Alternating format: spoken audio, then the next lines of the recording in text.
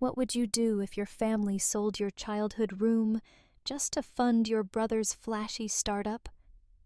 A former auditor returns home to uncover secrets, betrayal, and a watch that still ticks after everything's broken. This is a story about justice, quiet revenge, and building something stronger from the ashes of trust. Watch to see how a forgotten son became the owner of the building that once erased him. They held a meeting about selling the building in my childhood bedroom and didn't invite me. Name's Alden 51, former municipal auditor. I knew it was personal the moment I saw Dad's old watch sealed behind plexiglass and smelled burnt coffee under LED lights. Ever been erased from your own story before it finished? I didn't mean to walk in. I was on my way to deliver an envelope, just a signed vendor renewal for a contractor who still printed his invoices in Comic Sans, when I saw the door ajar. The hallway lights flickered as they always had, casting a warm sheen on the old linoleum. I paused outside the room and froze. It was my bedroom. Not the exact shape of it. Walls had been knocked down, the twin bed long gone, but the scuff on the baseboard near the closet door was still there. I made it in 8th grade, trying to roll a safe across the carpet because I thought it would make me look industrious. Mom scolded me, but she never repainted the trim. She said every mark had a memory. Now there was a smart screen mounted where my bookshelf used to be.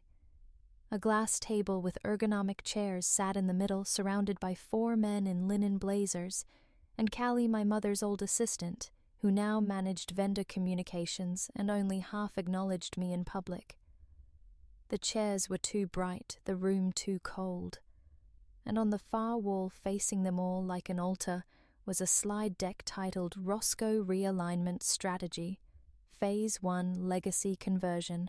The silence from me wasn't a dramatic pause. It was real confusion, rapidly followed by a dull throb of exclusion. I wasn't invited. My name wasn't even on the printed agenda when I spotted one later curled on a side table beside the lukewarm coffee carafe. Instead, Cody stood at the front of the room, clicker in hand, blazer sleeves rolled up like he'd just come back from inventing the future. "Optimize our family assets," he said, pacing. "We're sitting on legacy equity we haven't re-leveraged in decades. This building alone could serve as seed for a residential tech hub, high-speed modulars, co-working pods, urban vertical farms." He kept going. I didn't. I stepped back out, heart knocking lightly against my ribs. Callie must have seen me. Our eyes met for a second, but she looked away too fast.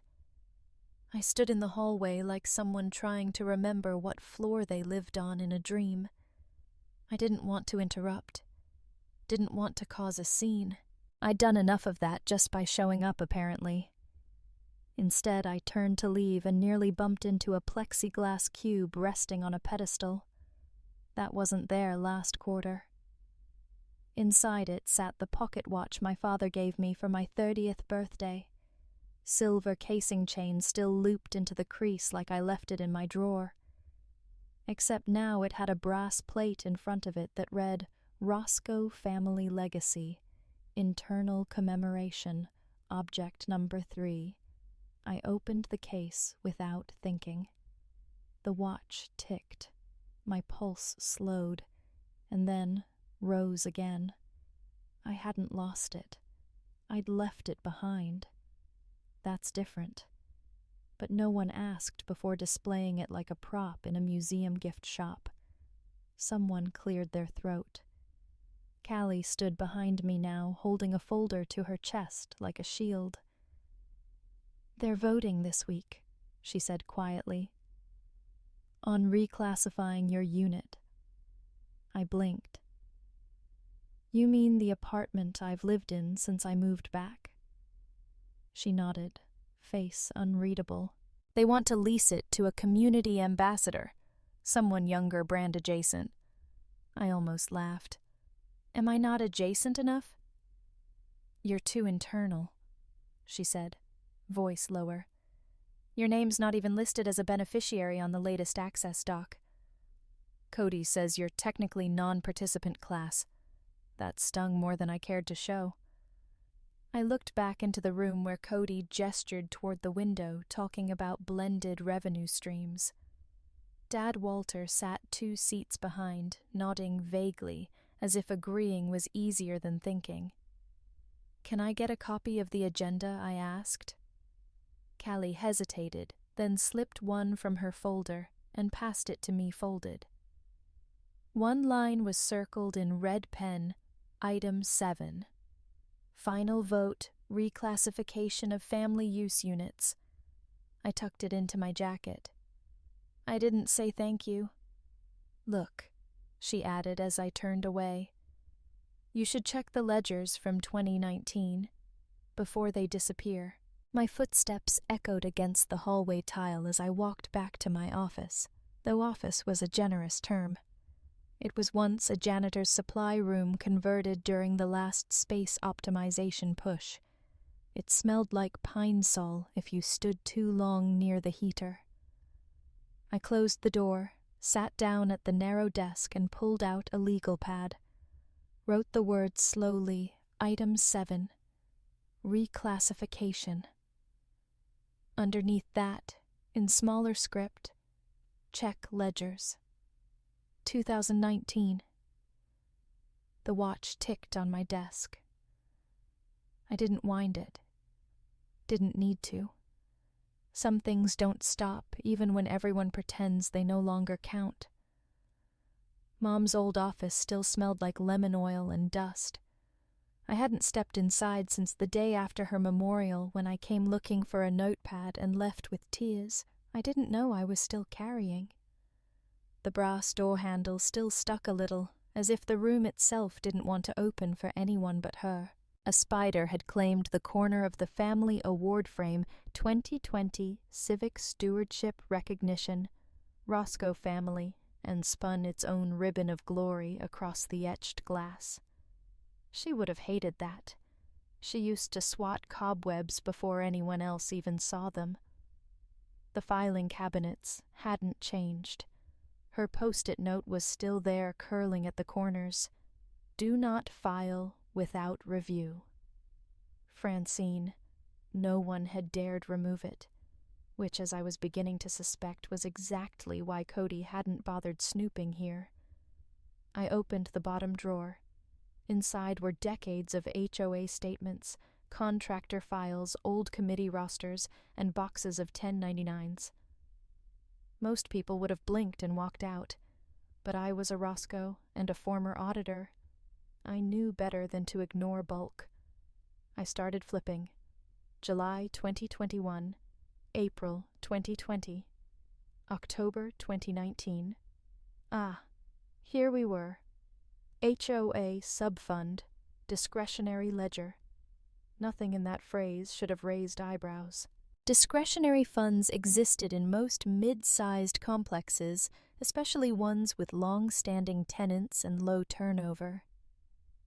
But the line item Miscellaneous Withdrawals, Q3, began exactly the same month Mom was first diagnosed.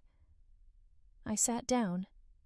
Each withdrawal was vague strategic reallocation consultation, retainer site redesign. What design? No one had painted the lobby in 8 years. The elevator still groaned like it hated its job. Then I spotted something else. A receipt from a contractor payment portal dated September 2019 had a PDF version of a service invoice elevator modernization estimate signed by someone using my father's name. Except Walter was in the hospital that week. I pulled out my phone, went to the family email archive. Back in 2021, Cody had asked me to forward him copies of tax emails while he was setting up his consulting business. He never said what consulting meant. I typed elevator into the archive search. One email popped up. Hey, need this pushed by EOD. Can you dummy sign under Walter's profile? I'll backdate the work order tomorrow. Timestamp. 3:12 a.m. from Cody's burner domain at roscoeventures.io. My stomach turned. I didn't know if Walter knew. I didn't know if he even remembered. But the fact that this kind of thing had happened on the sly in the night under the name of a man recovering from a cardiac procedure told me more than I wanted to admit. I closed the drawer, walked to the printer stand, and found the secondary inbox tray where Mom used to store flagged documents. She always said, "If it doesn't feel right, print it twice and read it with coffee." There were 4 sheets there. One was a ledger printout. Another, a credit memo tied to a phantom LLC named Lumen Core Urban Strategies. It linked to a transfer of $400,000 from a building equity line to a bank in Colorado.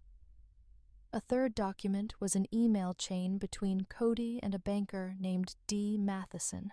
Subject line RE, expedited release for operating capital. Cody's note read, "Appreciate the favor.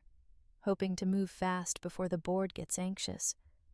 No red flags needed, just family vision." I didn't realize I'd been holding my breath until the edges of the paper curled under my fingers. I took photos of everything. My hands weren't shaking, not yet. That would come later.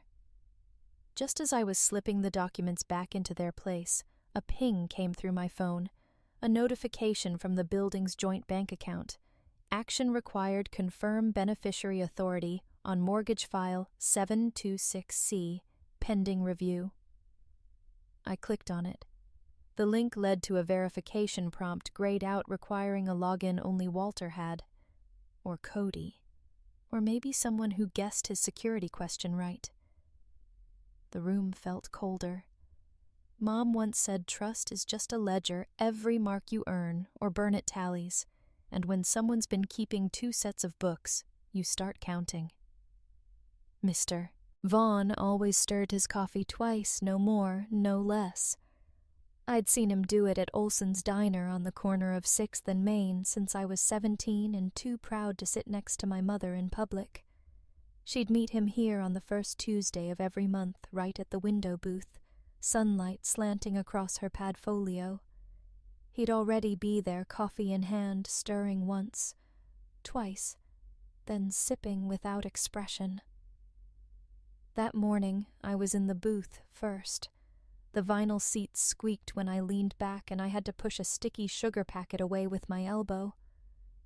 A waitress, new barely 20, refilled my water without asking. Her name tag read Maggie, and she had the kind of no-nonsense politeness that meant she'd already clocked everything about me, the coffee order, the silence, the collared shirt ironed without enthusiasm. Vaughn arrived 10 minutes late. His walk hadn't changed. Measured spine straight. One hand tucked into the inner pocket of his blazer like a man always halfway ready to deliver news.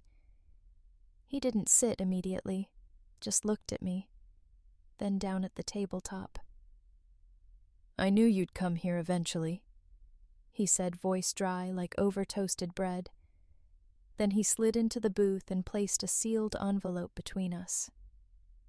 "Your mother trusted very few. I was one." I didn't touch the envelope right away, just stared at it. Cream-colored thick. The kind Mom used when she was handwriting donor thank yous. A hairline crack had formed across one edge of the wax seal. Whatever was inside had been sitting too long. "You've had this?" I asked. He nodded. "Since May of 2020. That was 2 months after her diagnosis. 3 before her first hospitalization.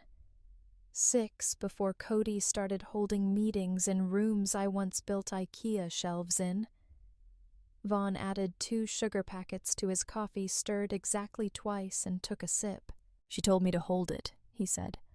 "Said not to give it to you unless you were being pushed out." Her exact words.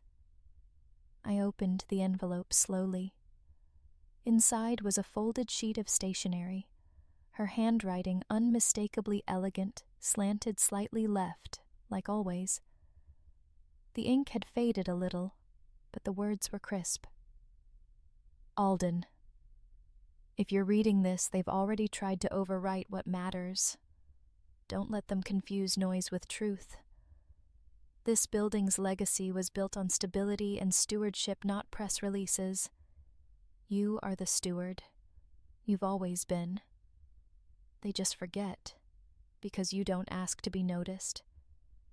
Beneath the note was a copy of a notarized amendment to her will. It named me the successor trustee of the Roscoe Living Trust contingent upon her death preceding Walter's. Is this legal? I asked, even though I already knew it was. I'd done enough estate work during my career to recognize proper witnessing formats. It's legal, Vaughn said. It's just not convenient. He folded his hands. His knuckles were knobby now, joints thick with time. I kept it quiet, he admitted, at her request. She said Cody and the others were too quick to call her emotional during meetings. Said she wanted you to have a chance to step in clean, not in crisis. But she passed, I said softly. And Walter's still here. He nodded, which means technically the document hasn't triggered anything, but it's leverage. And I have more. I looked up. Come by my apartment, he continued. I have the backup files. Meeting minutes, old board memos your mother annotated, and something else. She wanted you to have it. What? He reached into his inner pocket and took out a diner napkin folded neatly into thirds. He unfolded it on the table and turned it toward me. Drawn in pencil was a crude diagram, boxes, arrows, initials. It was the building, the Roscoe. Each floor labeled, each unit marked with initials I recognized: F, Francine W, Walter C, Cody J, Jamie, and circled in red A. My name? Alden. You were always supposed to be next, he said. She told me Cody was a talker, Jamie was a dreamer, but you were the one who understood ceilings and boilers and how to stretch a budget without cutting corners. I traced the circle with my finger. My mouth felt dry. Outside traffic thudded past the window. Inside, Maggie dropped off the check. Vaughn reached for it before I could. You'll want to go soon, he said, eyes flicking to my phone. It buzzed a second later. Cody Roscoe. Interview Future Tech Redevelopment Launch. Airs. Tonight 8 p.m. EST. The napkin was still warm from Vaughn's hand when I slid it into my pocket. The television flickered just before the press conference began. I was alone in my unit, if you could still call it that.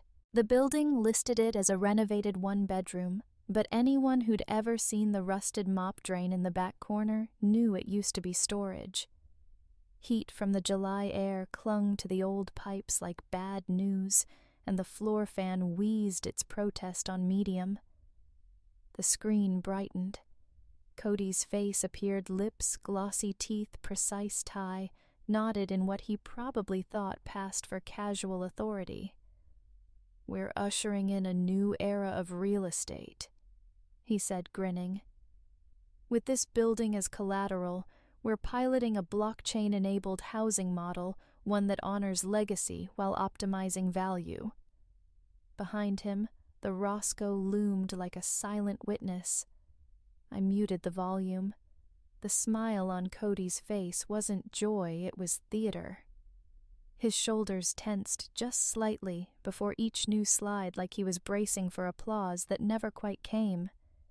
He gestured toward a rendering of modular units complete with artificial greenery and coffee pods. My inbox chimed. Subject. Flagged use of deceased beneficiary. Doc attached. The sender was a name I recognized from an earlier mortgage file, Daryl Matheson, Senior Escrow Officer. I opened the email. Mr. Roscoe, per your request for transparency, Please see the attached authorization trail from March 2023. Document 2B shows your mother's death certificate submitted as a release trigger for funding. As a courtesy, we've delayed final movement pending your response. There were 3 PDFs. One included my mother's name. One listed successor interest, pending dispute. The third had my initials in a signature field typed, not penned. I stood up too fast and knocked into the shelf above my desk. Something slid, something small. It clinked once, then hit the floor with a muted thud. The pocket watch. I bent down. The chain had snapped and the glass face was now spidered with a jagged crack through the middle. But it still ticked. Somehow that made it worse. I sat down on the floor back against the wall, fingers wrapped around the broken metal. The air conditioning vent buzzed faintly overhead. Outside traffic moved in lazy waves. Inside, the room was still. I put the watch beside me and reached for the small fireproof safe Mom had installed beneath the desk. I hadn't opened it in years.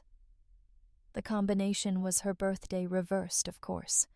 Inside were bills, receipts, some keepsakes, and an HVAC inspection invoice from 2020 stamped paid. Francine Roscoe. I started to set it aside when something fluttered behind it. A yellow post-it, in her handwriting. Don't let Cody bury you in noise. Just that. I stared at it longer than I should have. It wasn't dramatic. It wasn't even accusatory. It just knew. Like she knew he'd turn everything loud enough to drown truth in applause. My phone buzzed again. Subject bank escrow notification. Final authority required. Deadline, 10:00 a.m. Tomorrow I clicked through. The field for trustee of record was still blank. For a moment I wondered what she'd say if she saw me now. Knees, dusty elbows on vinyl staring at a broken watch, and a post-it like they held the key to the world. Then I realized something else. They did. I brought muffins. Cinnamon streusel slightly over-baked, still warm in the center. It was a small act of war, a silent statement wrapped in paper cups and politeness. I placed them neatly on the folding table at the front of the community hall, right next to the stack of evidence folders and the cheap plastic coffee carafe that had probably been around since Y2K. The chairs were arranged like a courtroom, 3 tight rows with a slight semicircle aimed at the folding table up front, as if the truth might echo better in this configuration. Cody was already seated, thumbing through something on his phone blazer, stiff and over-ironed. He adjusted it twice. By the third time he wasn't even trying to hide the nerves. Walter sat beside him, gaze fixed on the speckled tile floor. His tie was crooked. He didn't fix it. Callie hovered near the coffee like it was the only safe object in the room. Mr. Vaughn nodded to me from the far wall where he leaned with the poise of someone who'd already read the ending. 2 long-time residents, Mrs. Tran and Edgar Hooper, took seats in the back. Their eyes said everything they weren't here for muffins. I opened with a smile. "Good morning, everyone. I appreciate your time." Then I passed out the folders. Each one contained 3 documents. A notarized amendment to Francine Roscoe's will dated May 2020. Capital injection receipts from 2017 showing my name as primary contributor for plumbing and elevator repairs.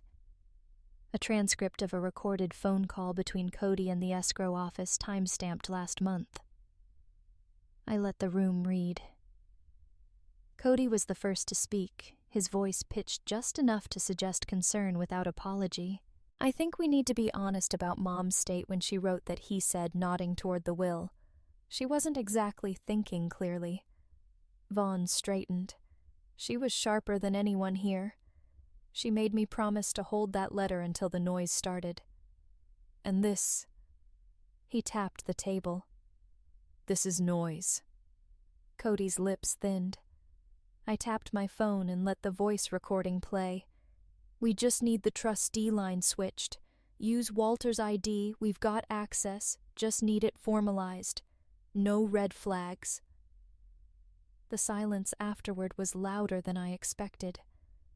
Callie dropped her eyes. Edgar shifted in his chair. Someone cleared their throat in the back. I continued.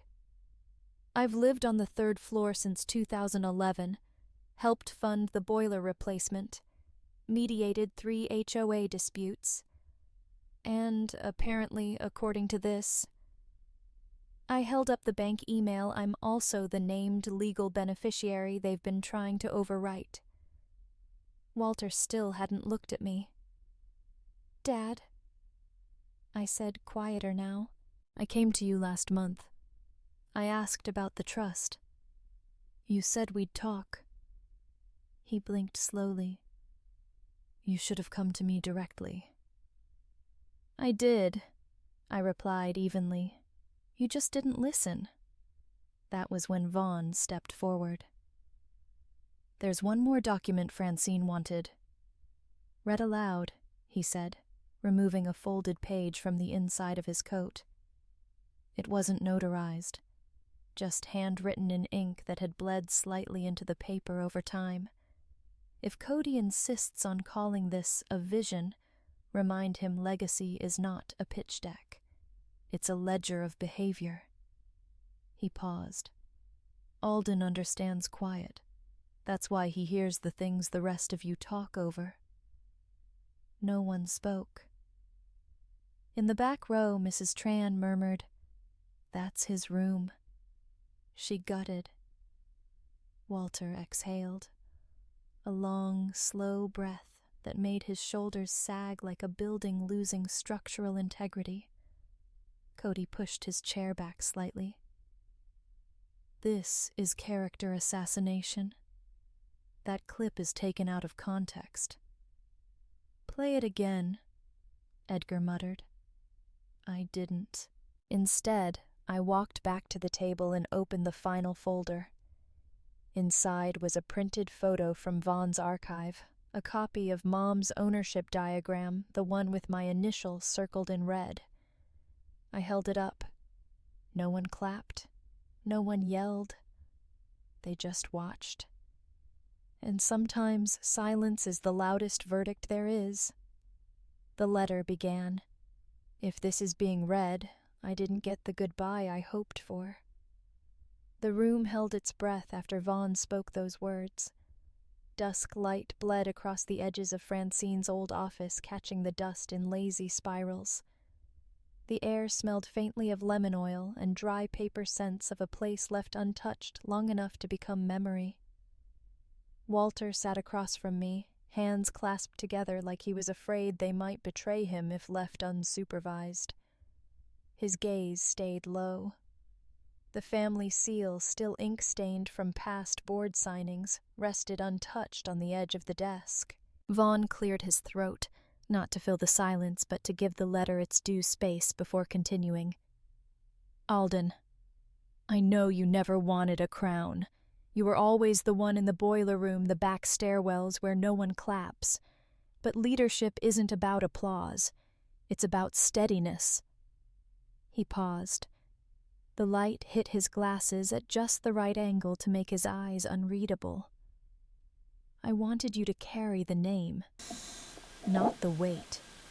But if it's too late to separate the two, carry them anyway. You're strong enough. A small thud echoed as Vaughn laid the folded paper gently on the desk between us. The ink was slightly smudged in places. I imagined her writing it in her bedroom window, cracked wind lifting the corners as she paused to choose the right words. Walter still hadn't spoken. You knew, I said finally. You knew about the 2020 will.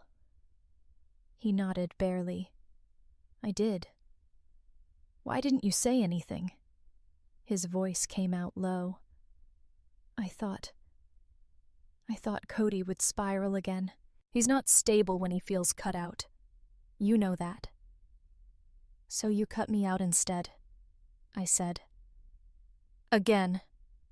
He flinched. I leaned back in the chair. It creaked louder than I expected. Francine's file folders were still labeled in her tidy print inspection's legal vendor receipts, each one a paper trail of her stewardship, the kind of evidence that only mattered when memory failed. You've been rescuing him since college, I said. Loan after loan, covering for the project he never finished, the girlfriend he forgot to call back. You let him fail upward until he landed here on top of the building I kept alive. Walter's mouth opened, but no words followed. Vaughn reached into his coat and pulled out a small leather pouch. He opened it slowly, reverently, like it contained something sacred. Inside was the pocket watch. Repaired. He set it in front of me. She said you'd know when it was ready to tick again, Vaughn said. I picked it up. The crack was gone. The hands moved in quiet certainty. Not loud, not showy, just steady. I pressed it to my ear. Tick, tick, tick. I couldn't explain it, but my chest loosened. My breath came easier. I hadn't realized how long it had been since I'd breathed without tension lining every rib. Francine's voice through her letter still lingered. You gave Cody everything he wanted, I said softly, but you never asked what I needed. Walter rubbed his forehead. You never asked either. We both let that sit in the room a while.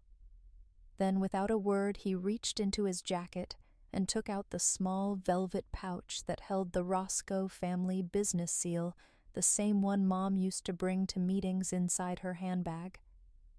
He slid it across the desk. It came to a stop just short of my folder. Do what you need to, he said. His voice was gravel, but it didn't shake. The sun had nearly disappeared now. Only a thin ribbon of gold traced the windowsill. I didn't pick up the seal. Not yet. But for the first time, I didn't feel like I had to earn it anymore. We hung the sign at sunrise. A simple wooden board hand-painted letters in a soft navy blue Francine house. A place for quiet belonging.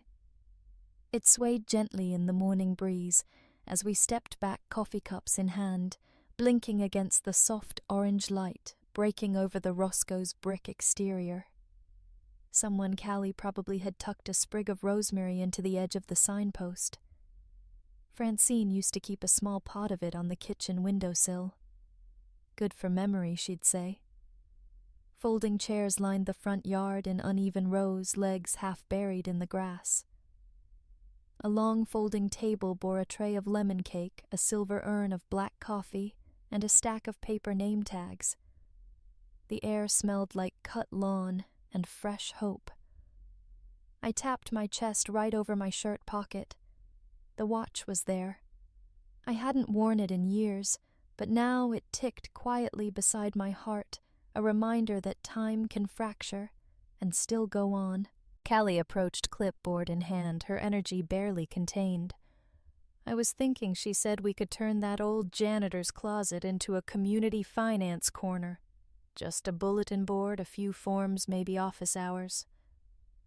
Mr. Vaughn, standing just behind her with his cup of coffee, smiled.